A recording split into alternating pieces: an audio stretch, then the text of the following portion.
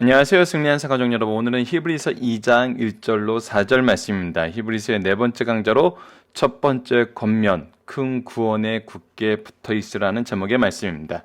승리한 삶은 말씀 중심 예배 중심의 성경 전문 교사를 양성하기 위해서 만들어진 성경 공부 교재입니다. 2016년 10월 저희들은 히브리서 1장에서 8장까지의 말씀을 함께 나누고 있습니다. 승리한 삶은 발행이신 박율 목사님의 구속사로 조망한 성경 연속 강해집 히브리서를 통해서 편집이 되어 있습니다. 저희들 위크 스터디를 통해서 전체 내용을 살펴보고 있는데 이 부분은 주일날 업로드되는 내용을 여러분들께서 참조하시면 됩니다. 특히 이번 주에는 말씀을 하실 때 우리에게 하나님의 말씀의 의미, 즉 신학을 가르치고 그 다음에 그 신학을 기초로 한 권면을 얘기해요. 이것을 이제 사도행전에서 우리가 배웠던 방법대로 보면은 강론과 강조가 같이 있다는 거죠. 강론을 한다는 건 하나님의 말씀을 이해할 수 있도록 가르치는 거예요. 강조를 한다는 것은 이 말씀에 붙어 있도록 하는 거예요. 우리가 말씀을 전할 때 이것이 같이 이루어져야 되는데 주로 강조를만 함으로써, 그러니까 어떤 내용인지를 가르치지 않고 내 말대로 해. 그래서 오히려 하나님의 말씀보다는 내 뜻이 그들에게 어떤 사고나 행동의 기준이 되길 바라는 성향이 우리 인간들에게 있어요. 근데 그렇게 전달되었을 때는 이게 오히려 유혹과 여러 가지 사변에 빠져들게 된다는 거죠. 이것이 이제 유혹을 앞두고 있는 우리에게 굉장히 중요한 문제이고, 그들이 판단하는 기준이 우리들이 어떤 외적인 행동이나 외적인 경험이나 상황적인 면이라면은 오히려 현대 사회나 지금 이 문제를 가지고 히브리서가 쓰였던 시대 상황이나 비교해 봤을 때는 오히려 현대 사회가 다양한 형태의 그들 스스로의 논리적인 사고로 결정할 수 있는 그 결정의 가지수는 훨씬 더 많다는 거죠. 하지만 성경이라는 것은 우리에게 무엇을 가르쳐주고 있는지를 우리가 서론을 통해서도 분명히 볼 수 있는데, 성경은 결국 하나님의 말씀이 무엇이냐, 하나님의 질서가 무엇이냐, 하나님께서 우리에게 행하신 일이 무엇이냐에 집중하도록 만들고 그것을 바로 이해하도록 만든다는 거예요. 그래서 과거에 주어졌던 말씀이 지금 현대에 어떠한 새로운 방식으로 변화될 필요성이 없어요. 왜? 이 세계에 창조하신 분은 하나님이시고 질서를 세우신 분은 하나님이시고 그 분의 뜻에 의해서, 그분이 선언하신 말씀에 의해서 운행되고 있는 것이 바로 이 세상이라는 거예요. 오히려 거부하는 모양과 거부하는 이유만 다양해질 뿐이에요. 그래서 돌아오게 하는데, 신앙을 바로 지키게 하는 데는 이 히브리서 말씀을 주실 때랑 지금이랑 동일한 방법으로 가능하다는 것입니다. 동일한 이 방법밖에 없다는 거예요. 그것이 무엇이냐면 바로 말씀이란 거예요. 자, 그것을 설명해 주는 것이 바로 1장이었어요. 서론에서 히브리서 1장 1절로 3절은 무엇을 얘기해 주나요? 하나님께서 우리에게 하나님의 뜻을 어떻게 드러내시는지를 가르쳐줘요. 구약에선 어떻게 했고 신약에선 어떻게 했냐는 거예요. 그럼 지금 우리에겐 어떻게 하냐는 거예요. 바로 말씀으로 가르치신다는 거예요. 성경으로 가르치신다는 거거든요. 이거는 기독교가 가지고 있는 독특함이라고 얘기하는 정도로 이렇게 끝낼 수가 없는 문제예요. 많은 종교학자들이 이 부분은 인정을 하는 거예요. 단순히 기독교만 그렇게 주장하고 있는 것이 아닌 게 무엇이냐면, 다른 종교는 종교의 지도자들에 의해서 그들의 경전이 쓰여졌어요. 대표적인 것이 불교죠. 근데 성경은 독특한 점이 무엇이냐면 하나님께서 주셨다는 거예요. 하나님께서 말씀하셨다는 거예요. 이것은 그냥 일반적인 종교학적으로 얘기하면 다른 종교는 신을 찾으라고 얘기하는데 우리 하나님께서 우리를 찾아오셨다는 거예요. 그것이 극명한 차이예요. 근데 이것은 단순히 그 정도로 끝나는 것이 아니라 하신 말씀을 통해서 우리에게 바른 지혜를 주신다는 거예요. 그러니까 우리가 가져야 되는 지혜가 무엇인지 분명히 선언적으로 얘기해 주신다는 거예요. 그래서 분명한 그 길을 제시해 준다는 거예요. 그래서 하나님께서 항상 우리와 함께 하시고 우리에게 말씀하신다는 거예요. 우리로 하여금 듣고 반응하게 하신다는 거예요. 우리와 항상 대화하고 싶어 하신다는 거예요. 그것이 말씀은 무엇입니까? 성경은 무엇입니까? 기도는 무엇입니까? 승리한 삶에서 가르치는 그 오랜 시간 동안 가르쳤던 내용과 부합하잖아요. 성경은 하나님의 말씀이고 기도는 하나님과의 대화예요. 이건 서로 연결되어 있어요. 즉 하나님은 우리와 관계를 맺으시고 그 관계를 형성하는 분명한 방법으로 무엇을 제시해주고 계시냐면 성경을 제시해주고 계신다는 거예요. 그래서 하나님과 우리의 관계는 말씀을 통해서 이루어진다는 거예요. 근데 이 말씀이 누구에 대한 무엇에 대한 말씀이냐는 걸, 그 주제가 뭐냐는 거예요. 그것이 바로 예수님이라는 거예요. 그러면 이 예수님은 누구냐는 거예요. 그건 하나님께서 선포하신 그것을 통해서 우리가 알 수 있다는 거죠. 예수님이 누군지는 우리가 그분이 태어나서 그분이 어떻게 살아서 무엇을 해서 어떻게 죽어서 믿지 않는 사람들은 죽은 것까지는 인정을 하려고 그래요. 근데 부활은 인정하지 않으려고 그러죠. 믿지 않는 자들이 인정하지 않는 두 가지가 뭔가요? 성령으로 잉태되심과 부활이에요. 이것을 인정하지 않는 것을 우리가 이제 대표적으로 자유주의 신학자들이 이것을 인정하지 않는다 그래서 자유주의 신학자들에 대해서 우리가 굉장히 거부감을 가지고 있고 우리가 그 부분에 대해서는 철저하게 성경적으로 그들이 틀렸다는 것을 얘기하고 있어요. 근데 요즘에 자유주의 신학자들도 이제 새로운 주장을 하는 게 예수님이 구원의 길이라는 걸 부인하진 않는다는 얘기를 많이 해요. 이 얘기는 뭐냐면 예수님의 성령으로 잉태하시고 육체를 입고 동정녀 마리아의 탄생과 부활을 믿는다는 거예요. 그래서 우리가 이 부분에 대해서는 좀 더 디테일하게 연구를 하면서 그러면 그들이 아니라고 주장하는 것이 무엇인지를 반드시 알아야 되고 그거에 대해서 성경적으로 바른 해석이 무엇인지 알아야 되는 것도 필요해요. 왜냐하면 항상 이 기독교에 대한 문제는 기독교에 대한 문제라고 표현하는 것도 잘못됐죠. 기독교에 대해서 문제를 만드는 자들이 이용하는 것이 바로 예수님이에요. 예수님. 끊임없는 이단과 끊임없는 잘못된 신학을 만들어내는 게 바로 예수님이라는 거예요. 예수님에 대해서예요. 근데 이 예수님에 대해서 그렇게 만드는 이유가 뭐냐는 거예요. 그렇게 만들 수 있는 이유가 뭐냐는 거예요. 그래서 하나님이 선포하신 것을 통해서 예수님을 이해하는 것이 아니라 각 시대가 경험하는 경험치로 인해서 예수님을 이해하려고 그런 거예요. 대표적인 그런 내용이 뭐냐면 말씀을 통해서 예수님에 대해서 얘기하셨어요. 우리가 어제 시간에 구약에서 나타난 예수님에 대해서 배웠어요. 히브리서 1장 5절로 14절에 나타나는 엄밀히 13절이죠.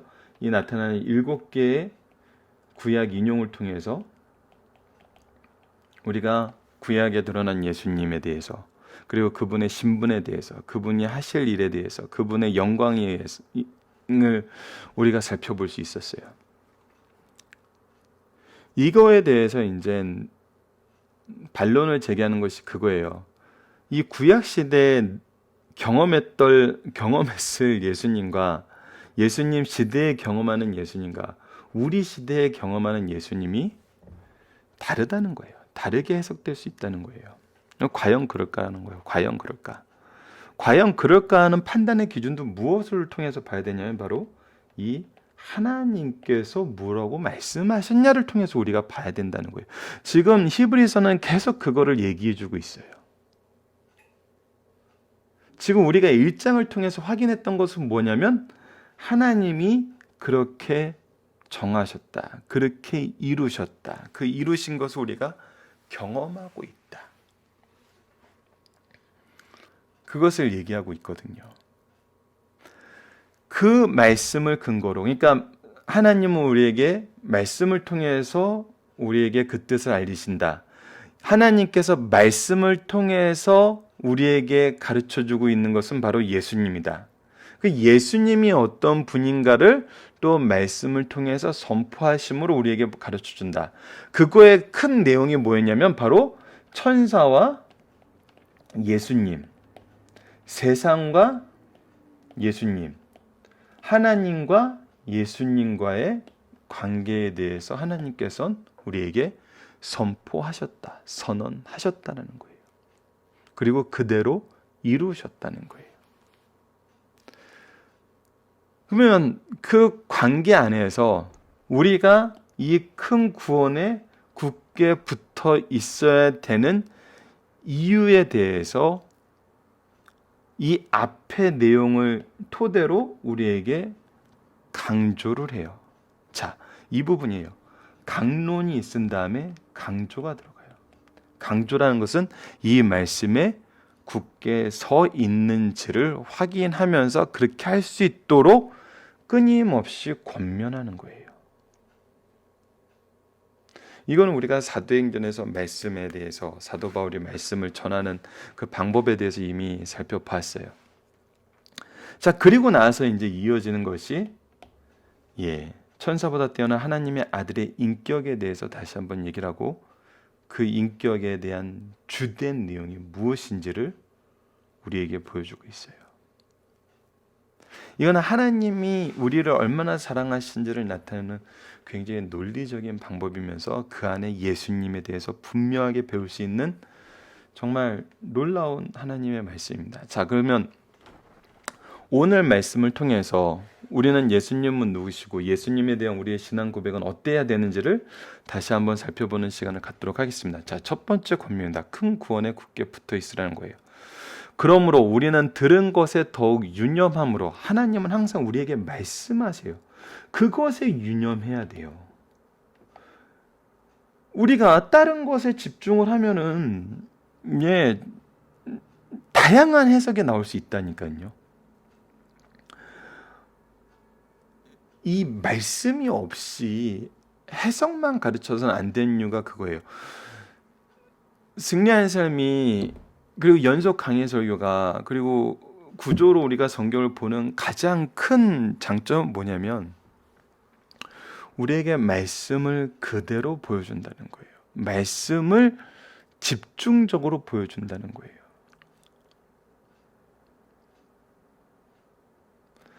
혹자는 이것이 너무 어렵다 그래요. 그리고 이것이 지금 현대를 사는 현대의 이 지쳐있는 성도들에게 얼마나 유용한가냐는 거예요. 이것이 얼마나 적용될 수 있는가요? 그들을 얼마나 변화시킬 수 있느냐는 거예요. 근데 그 효과적인 면을 보기에 앞서서 저는 다시 한번 질문하고 다시 한번 얘기하고 싶은 건 뭐냐면 하나님이 우리에게 명령하신 것이 뭐냐는 거예요. 예수님이 제자들에게 하신 것이 무엇이냐는 거예요. 약간 이 부분에 대해서는 다시 한번 강조를 하고 싶어서 우리가 앞부분에 배웠던 말씀 그리고 내년에 배울 말씀을 미리 한번 상고해 보도록 할게요. 여러분들 누가복음 24장을 보면은 어떤 일이 일어나죠? 누가복음과 사도행전은 참 이 부분을 잘 표현하고 있는 것 같아요.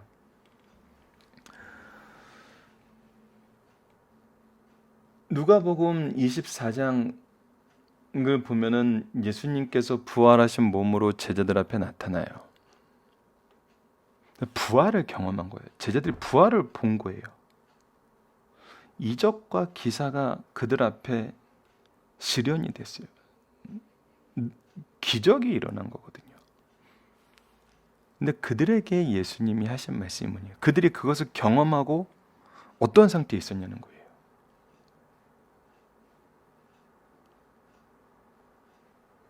경험과 말씀의 관계가 분명히 우리에게 선언되고 있어요.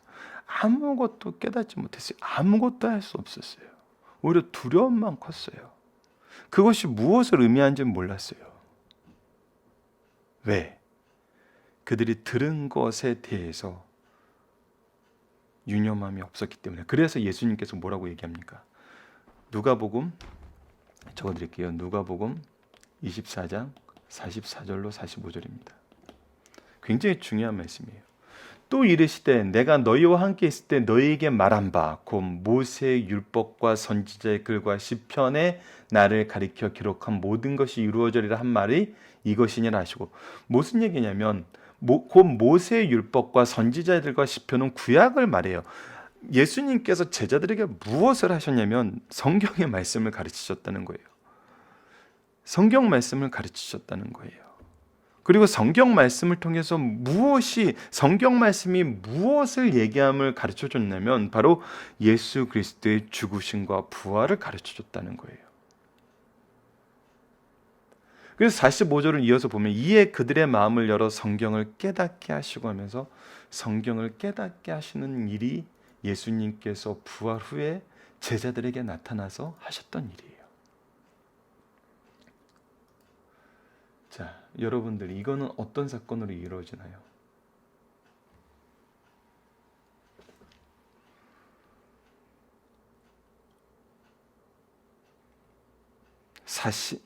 이것은 사도행전 2장의 말씀으로 연결이 돼요. 이것은 지금 사도행전 2장 14절 이후에 나타나는 베드로의 설교예요. 자, 우리는 경험을 강조를 하는 세대에 살고 있어요. 그래서 각자가 경험한 게 최고예요. 경험한 것으로 우리의 하나님을 정의하고 하나님과의 관계를 정의하려고 그래요. 경험 굉장히 중요해요. 왜냐하면 4절에서 분명히 이 부분에 대해서 나오고 있어요. 그런데 분명한 것은 그러므로 우리는 들은 것에 더욱 유념함으로 하나님이 말씀하신 그것에 더욱더 유념해야 된다고 나와요. 이것이 누가복음 24장에서 부활의 영광을 보고도, 부활의 능력을 보고도, 부활의 기적을 보고도 아무것도 못했던 제자들에게 예수님께서 구약의 말씀을 통해서 성경을 깨닫게 알게 하시는 그 과정을 다시 함으로써 이미 선언된 말씀에 유념하도록 해서 그 결과가 사도행전 2장 14절 이후에 어떻게 나타나나요? 여러분들, 성령의 강림이 왔어요. 예, 오순절 성령 강림을 경험했어요. 그리고 놀라운 말씀의 선포가 이루어졌어요. 각 지방에 사는 사람들이 그들의 고향의 말로 하나님의 말씀을 듣게 되었어요. 이거에 대해서 궁금해했어요. 너무나 궁금했어요. 어떤 사람은 이건 술 취한 거라고 그러고, 어떤 사람들은 말도 안 되는 이거에 대해서 어리석은 일, 어떻게 하면 경건하지 못한 일로 표현을 하고 있었어요. 그때 베드로가 뭐라고 얘기를 하나요? 야, 이 사람들아, 우리가 이렇게 된 것은 조금 전에 성령을 받았기 때문이다. 하나님께서 우리에게 성령을 부어줬기 때문이다. 이렇게 얘기했나요? 만약에 이렇게 얘기했다면 성령 받으라고 강조하는 그 가르침이 맞는 것 같아요. 성령을 받아야 된다, 성령을 받아야 된다. 아이들에게 성령 받으라 그러고 그냥 집어넣고 기도회를 막 아무런 말씀도 안 가르치고, 개인적으로 그런 수련을 경험하고 나서 두 번 다시 제가 리더가 됐을 때는, 제가 지도자가 됐을 때는 절대 그런 수련은 데려가지 않겠다고 결심한 적이 있어요. 아무런 말씀 가르치지 않고 갑자기 애들을 모아놓고 성령 받을 때까지 기도하래요. 만약에 베드로가 성령 받아서 내가 이렇게 됐다라고 얘기했으면 저는 아마 그것도 수용했을지도 모르겠어요. 근데 여러분, 사도행전을 보면은 뭐라고 얘기했냐면, 베드로가 15절에서 2장 15절에서 때가 삼신이 너희가 생각하는 것 같이 이 사람들 취한 거야.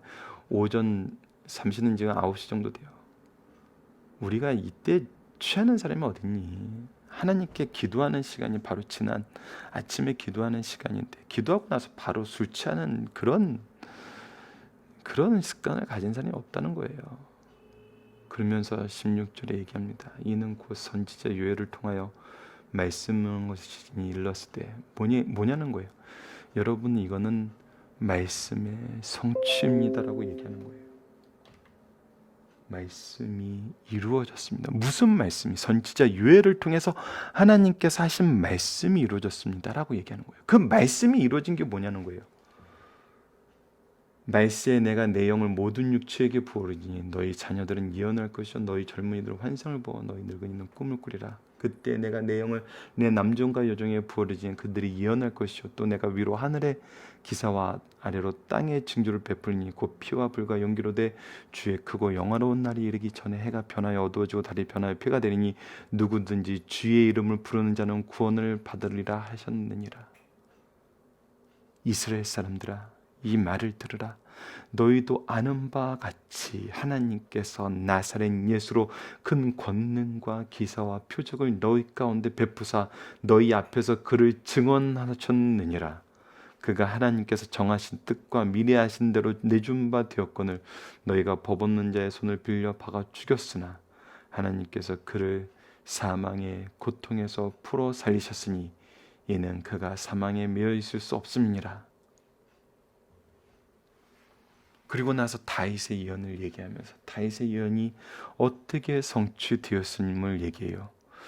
그들이 우리가 성령 받아서 이렇게 됐어라는 얘기를 한마디라도 하나요? 안 합니다.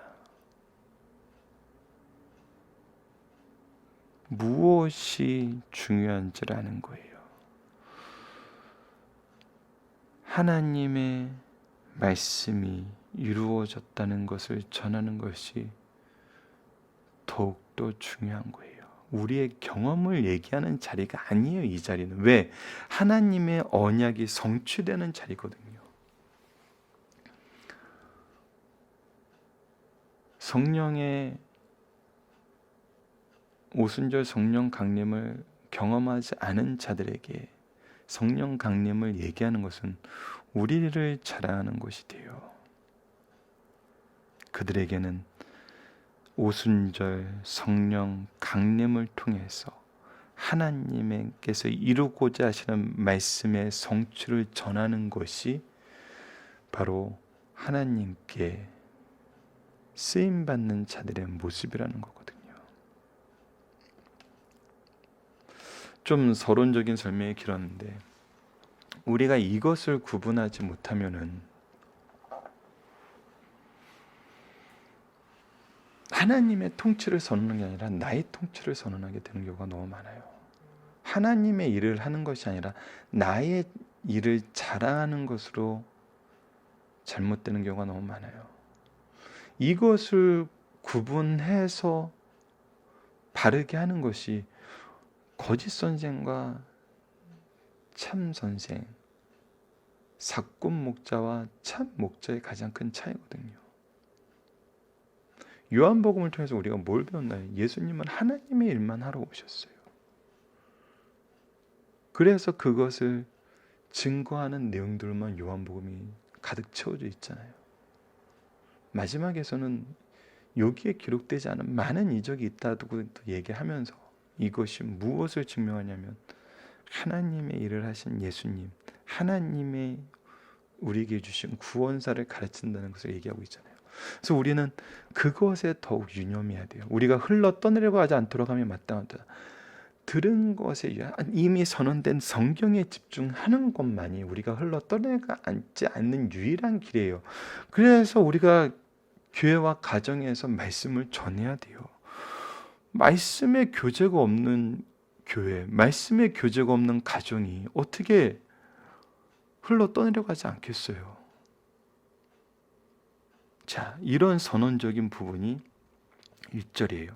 우리가 집중해야 되는 건 뭐라고요? 다시 한번 강조하자면 하나님의 말씀이에요. 말씀뿐이 없어요. 그런데 이 말씀을 통해서 우리가 경험하고 분명히 구분해야 되는 게 뭐냐는 거예요. 2절 봅시다. 천사들을 통하여 하신 말씀이 견고하게 되어 모든 범죄함과 순종하지 아니함이 공정한 보응을 받거든. 이것은 십계명을 얘기를 해요. 여러분들 강해집을 보시면 알겠지만 신명기 말씀에 하나님께서 그들의 전생에 유대인들의 전생에 나타나 있는 말씀을 보면은, 그리고 언어적인 표현을 우리가 어제 신명기 말씀을 70인역을 통해서 해석한 말씀을 보고서도 십계명을 주실 때 천사들의 그 중보함을 통해서 천사들의 요청을 받고 하나님께서 이 십계명을 주신 걸로 표현이 돼 있다 그래요. 그러면은 십계명에 대한 그 규범을, 그 안에 나타나 있는 범죄함과 순종하지 않음에 대해서 하나님께서 선언하신 그 공정한 보응을 우리가 구약에서 이미 철저하게 느꼈잖아요. 철저하게 깨닫게 하셨어요. 그러니까 천사들을, 이거는 완전히 대조예요. 비유를 통한 대조예요. 예수님이 천사보다 높다는 것을 1장에서 분명하게 가르쳐 준 다음에 그 교훈을 우리에게 분명하게 이해시킨 다음에 무엇을 권면하냐면, 여러분들 그렇다면 보세요. 우리가 구약에서 천사들을 통해서 우리에게 주어진 하나님의 그 언약의 말씀도 얼마나 공정하게 보응을 받는 걸 봤습니까? 그래서 그것을 우리가 얼마나 잘 지켜야 됨을, 범죄함과 순종하지 않으면서 벗어나야 됨을 우리가 분명히 경험하고 살지 않았습니까? 그런데 천사보다도 큰 예수님을 통하여 선언된 그 큰 구원을, 이 예수님은 하나님의 본체시오 그 광명이신데, 그리고 창조주신데, 하나님과의 관계에서, 세상과의 관계에서, 우리의 관계에서 분명하게 나타나신 그 분이 이루신 이 구원을 등한히 여긴다는 것은 천사들과 비교할 수 없는 그 큰 예수님께서 이루신 이 구원을 등한히 여기신다는 것은 어찌 그거에 대한 보응이 없다고 생각할 수 있습니까?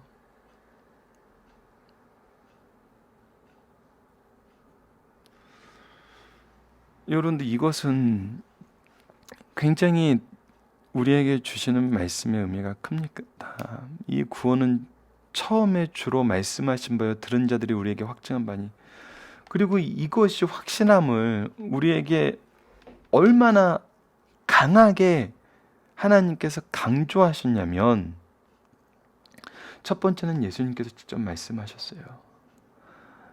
하나님이신 예수님께서, 키리오스라고 불리우신 야훼였던 그 하나님, 우리에게 바로 이 언약을 주셨던 그 하나님께서 말씀하신 바요, 직접. 그것을 들은 자들이 확증한 바예요. 그것이 그렇다는 것을 분명하게 다시 한번 증명해 줬어요. 이것은 문화적인 면이에요. 혼자서 선언하는 게 아니라 증인들이 있었다는 거예요. 그리고 그걸로 끝나지 않았어요. 하나님께서도 표적과 기사들과 여러 가지 능력과 자기 뜻에 따라 성령이 나누어진 것으로서 그들과 함께 증언하셨느니라.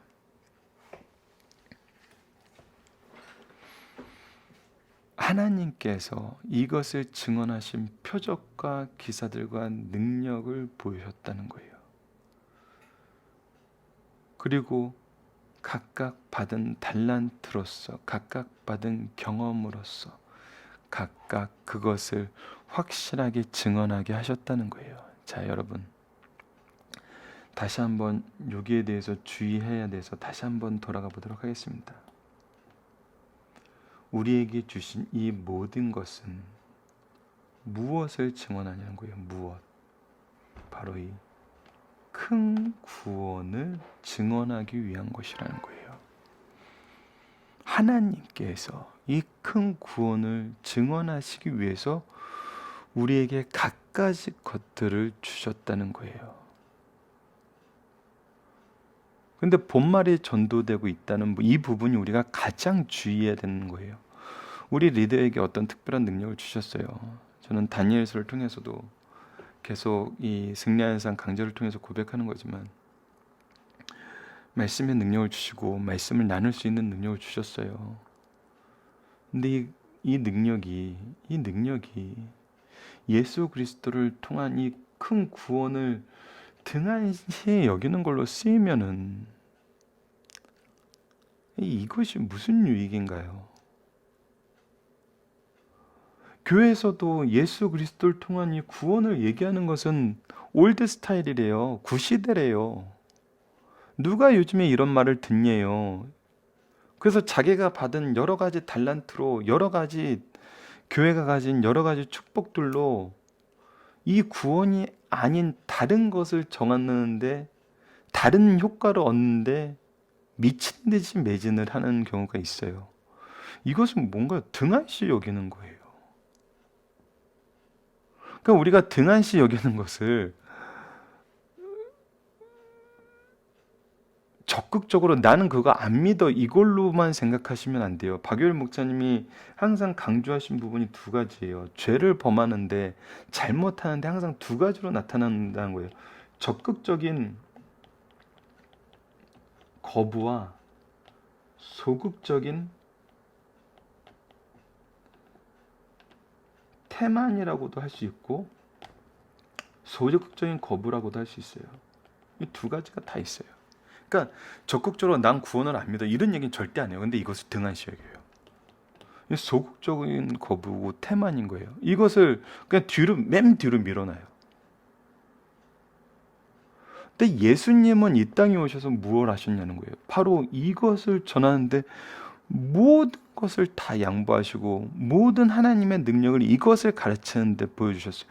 그것을 너무나 분명하게 드러낸 것이 요한복음이에요. 사복음서가 이것을 다 같이 설명하고 있어요. 하지만 더욱 이것에 집중해서 우리에게 교훈을 주시는 게 요한복음이거든요. 하나님의 아들로서 이 땅에 오셔서 우리에게 보여주신 하나님의 일이 무엇인지를 분명히 선언하고 계세요. 이것은 천국을 선언하는 마태복음 말씀과 고난을 얘기하는 마가복음 말씀과 구원을 얘기하는 누가복음 말씀도 동일해요. 차이가 없어요. 근데 우리가 그것을 전하는 건 등한시 여겨요.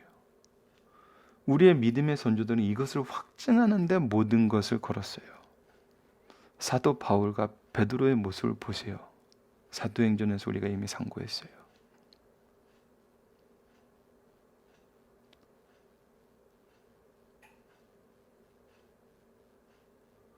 참 이것을 보지 못하면은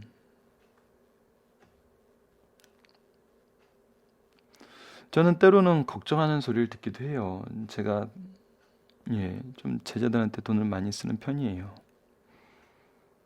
때로는 그것이 후임자들에게 부담이 될 수가 있어요. 앞에 있는 사람은 그렇게 열심히 아이들 먹이면서 했는데, 근데 그건 중요한 거 아니거든요. 왜냐하면 저는 먹이는 자리에서 자연스럽게 말씀 얘기 나누는 그런 분위기를 잘 형성을 해요. 그래서 저는 그 스타일을 따라가는 거예요. 그러니까 애들을 먹이는 게 중요한 게 아니라는 거예요. 먹이면서 무엇을 하기 위해서 먹였냐는 거예요. 예수님의 이적도 우리가 그렇게 그렇게 봐야 된다는 것을 요한복음에서 가르쳐 주거든요. 예수님이 왜 오병이어의 기적을 행하셨냐는 거예요. 하나님 말씀을 가르치기 위해서, 하늘로부터 오신 생명의 떡을 가르쳐 주기 위해서 했다는 것이 지금 요한복음에서 드러나고 있는 부분이거든요. 각각의 이적을 사복음서에서 사용하는 방법이 좀 다르지만, 거기서 분명하게 드러나는 것은 예수님이 하신 일이 무엇을 위해 했냐는 거예요. 무엇을. 말씀을 나누기 위해서란 거예요. 저랑 다른 분이라면 말씀을 나누기 위해서 자기가 가진 달란트를 사용하라는 거예요. 근데 이것을 바라보는 사람이 그거를 바라보지 못하면 이상한 해석이 되는 거예요. 아까도 얘기했다시피 이전에 계셨던 분은 그렇게 잘 사줬는데 왜 이쪽 분은 이렇게 사주는 게 이렇게 인색해? 다른 방법으로 말씀을 나누겠죠. 말씀을 나누는지를 보는 것이 중요한 거거든요. 그리고 각각의 선생님들이나 부모님들도 무엇을 하는 거에 포커스를 둬야 되냐? 말씀을 나누는데 포커스를 이 큰 구원을 전하는데 포커스를 둬야 된다는 거거든요. 그래서 첫 번째 권면은 뭐냐면 큰 구원에 붙어 있으라는 거예요. 큰 구원에 붙어 있는 것은 여러분들 두 가지예요. 두 가지.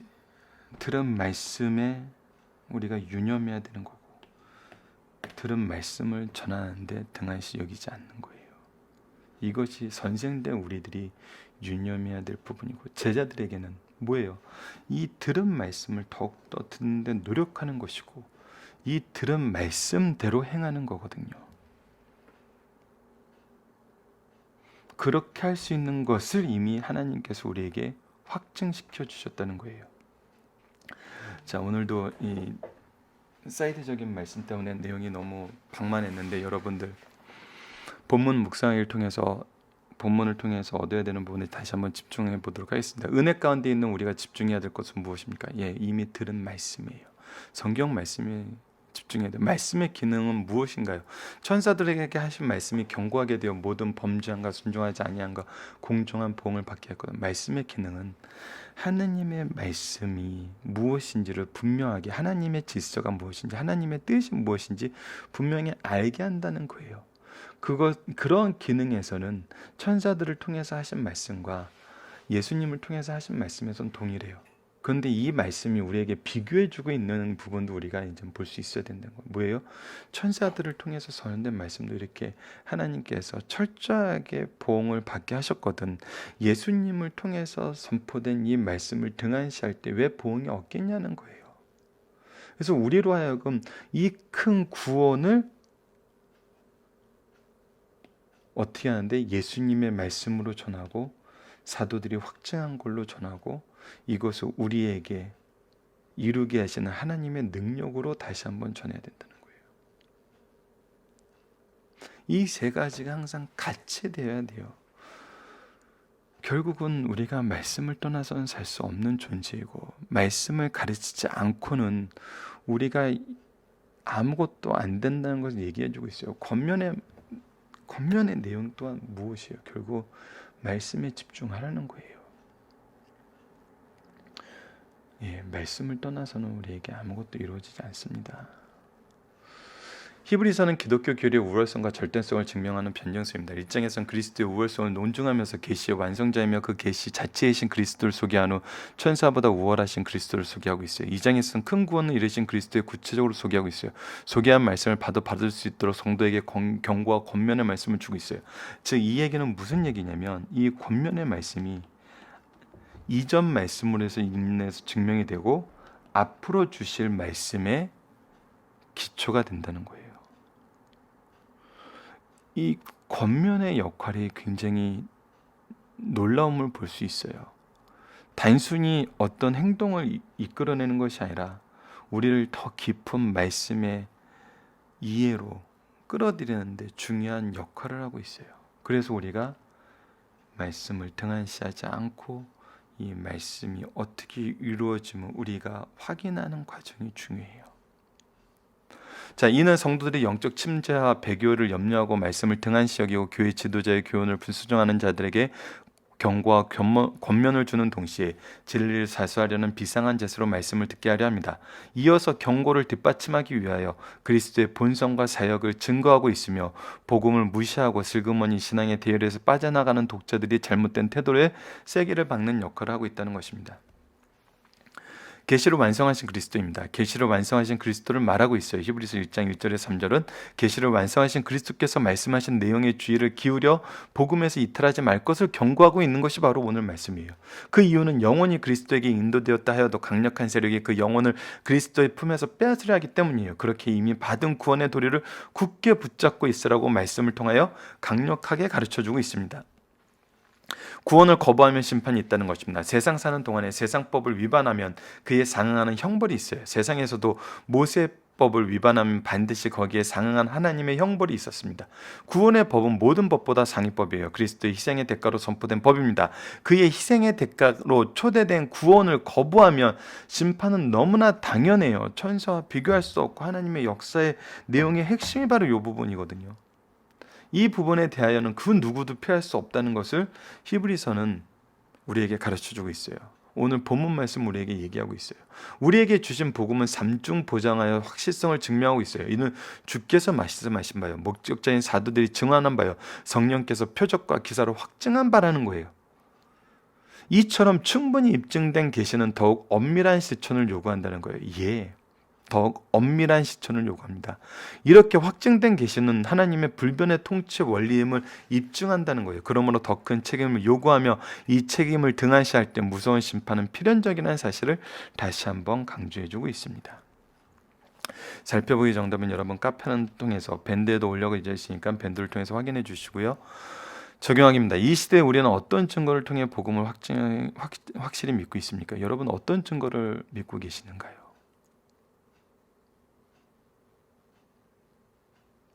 여러분들 각자가 경험한 증거를 통해서 믿고 있다면 그것을 경험하지 못한 사람은 믿지 못하는 거네요. 내가 경험한 것을 우리 자녀가 경험하지 못하면 우리 자녀는 믿지 못하는 거네요. 그래서 우리 신앙의 부모들 중에 일부가 이렇게 얘기했나요? 네가 아직 경험하지 못해서 그래. 네가 경험하면 알게 될 거야. 깨닫게 될 거야. 이거는 역으로 무슨 얘기냐면 경험하지 않으면 믿지 않는 것이 당연해. 믿지 못하는 거야 라고 얘기하는 거랑 똑같아요. 그래서 굉장히 아픈 부분이지만 우리가 인정할 수 없는 부분이 많은 믿음의 가문에서 자라는 아이들이 신앙을 떠나고 있잖아요. 이것을 그냥 말세적인 특징으로 우리가 받아들이고 끝날까요? 요즘 애들이 다 그러지 그러고 넘어갈까요?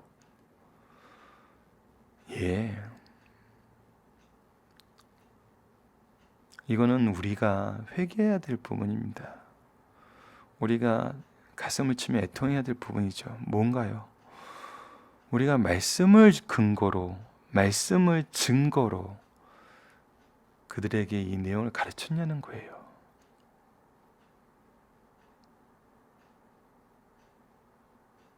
대부분의 경우가 말씀을 가르치지 않고 행동의 변화나 인식의 변화를 강요했기 때문에 일어났던 결과들이에요. 그렇다면 우리는 지금 회개하고 무엇을 해야 될까요?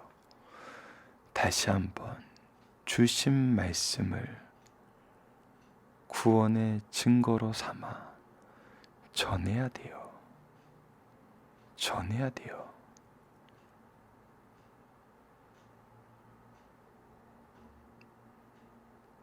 결국은 증거가 부족한 것이 아니에요. 우리가 주신 말씀을 무시했기 때문이에요.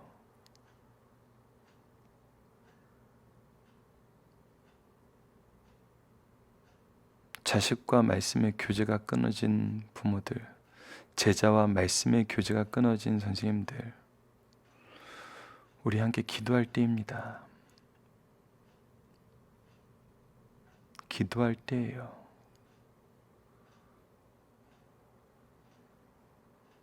우리가 말씀의 교제가 끊어졌다는 것은 이 시대가 우리의 영적인 관계가 크나큰 위기에 쌓였다는 증거이고, 우리가 이것을 태만히 하고 있다는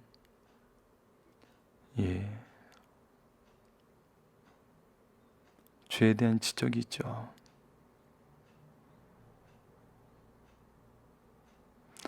그래서 말씀 외에는 회복할 방법이 없다는 것이 계속 경험된 이유입니다. 성령께서 그것을 경험하게 하세요. 하나님께서 성령을 통해 그것을 경험하게 하세요. 그래서 위기 때일수록, 우리가 회개의 역사가 일어날수록 하나님께서 무엇을 허락하냐면 말씀의 은혜를 허락하시고, 말씀의 교제의 은혜를 허락하시고, 이 말씀의 필요를 강론하시고 강권하시는 그런 경험을 하게 하시죠. 이것이 히브리서를 통해서 우리가 지금 경험하고 적용해야 될 부분입니다. 여러분, 오늘까지는 서론적인 부분이라, 또 혹시 우리가 앞부분에 상고했던 사도행전이나 요한복음, 또 다니엘서를 경험하지 못한 분들을 위해서 서론적으로 다양한 내용을 소개했습니다. 하지만 앞으로는 좀 더 히브리서 본문 말씀에 집중함으로 강의 시간을 좀 더 조절을 해보도록 하겠습니다. 너무 방만하게 강의가 이번 주 시작부터 이렇게 진행돼서 좀 힘드실 수도 있어서 이 부분에 대한 양해의 말씀을 드리고, 앞으로는 히브리서 본문 말씀에 조금 더 포커스를 더 두고 본문 말씀에 집중하여서 강좌를 함께 나누도록 하겠습니다. 말씀을 기초로 기도하기를 통해서 마치겠습니다. 하나님, 이 세상이 개개인의 욕망들로 넘쳐나면서 믿음의 근거를 자신들이 원하는 증거를 통해서 얻고자 함을 너무나 많이 발견하게 됩니다. 그러나 이러한 것은 예수님이 이 땅에 오셔서 복음을 확증하여 주셨을 때에서 일어났던 일임을 발견합니다. 믿지 못하면 보지 않기 때문이요, 보고도 믿지 못하면 이를 무시했기 때문임을 성경을 통해서 이미 알려주시고, 이러한 자들은 이미 심판을 받았음을 선포하신 예수님의 말씀을 기억합니다.